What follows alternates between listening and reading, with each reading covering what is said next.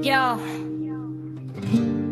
para sa lahat ng nanay sa buong mundo at sa mga inang naging ama rin, si Jem DC. Siyam na buwan kang nagdala ng buhay sa sinapupunan. Bawat sakit at hirap ay iyong nilampasan. Pagmulat ng anak, bantay ka sa magdamagan. Pagod mong nakatago sa likod ng ngiting walang hanggan. Walang oras ng pahinga sa gawaing bahay. Laba, luto, linis, araw-araw na taglay. Pati sariling pangarap minsan ay naisasantabi. Makita lang ang pamilya mong masaya at may ngiti. Di man makapagsuklay o makapag-ayos minsan, basta ligtas ang anak, sapat na ang dahilan. Hatid sundo sa eskwela, baon ay inihahanda. Pagmamahal ng ina, walang kapantay na biyaya. Saludo kami sa'yo, dakilang ina.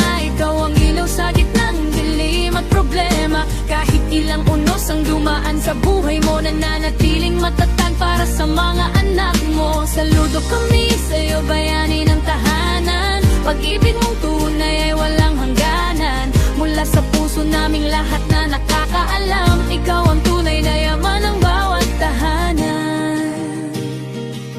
At para sa mga nanay na nagpakay na tama, dalawang responsibilidad ay kinaya mong dala. Ikaw ang nagturo, ikaw ang gumabay. Kahit mag-isang lumaban, hindi ka umatras kailanman sa mata ng iyong anak.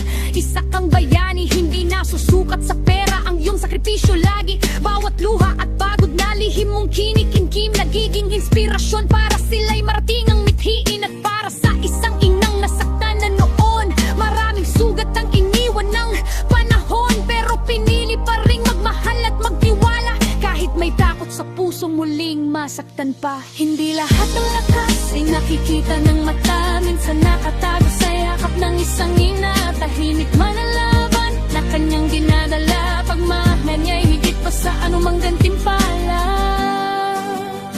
Kaya sa lahat ng nanay at nagpamang tunay, mula sa puso namin kayo'y aming gabay.